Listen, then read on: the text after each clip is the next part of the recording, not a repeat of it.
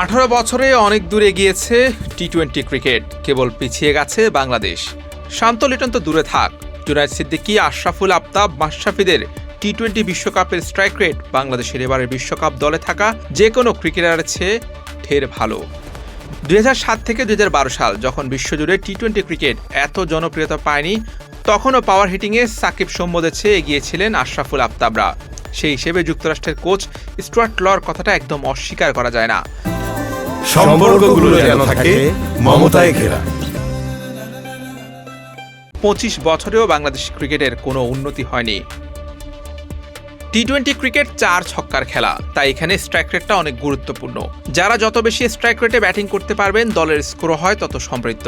এই জায়গাটায় পৃথিবীর অন্য যে কোনো দেশের চেয়ে পিছিয়ে আছে বাংলাদেশ। দক্ষতা আর পেশির জোর কোনোটাই নেই টাইগার ব্যাটারদের। স্ট্রাইক রেটের দিক দিয়ে খুবই দুর্বল সাকিব হৃদয়রা। বাংলাদেশের ব্যাটারদের দুর্বল স্ট্রাইক নিয়ে হচ্ছে বেশ সমালোচনা।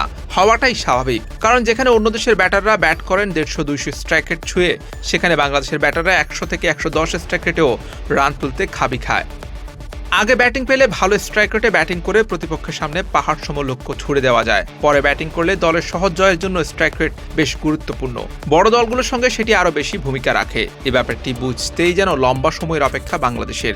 নিজেদের দুর্বল স্ট্রাইক রেটের ব্যাপারটি নিয়ে একদমই চিন্তা করেন না তারা। অধিনায়ক শান্ত বরাবরই বলেছেন সেই কথা, স্ট্রাইক রেট তাদের কাছে গুরুত্বপূর্ণ না।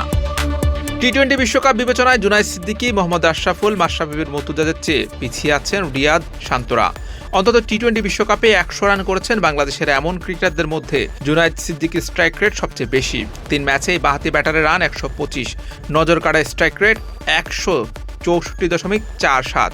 পাশাপাশি গড়ও দারুণ 41.66। টি-20 বিশ্বকাপে 11 ম্যাচে আশরাফুলের রান 212, স্ট্রাইক রেট 138.56।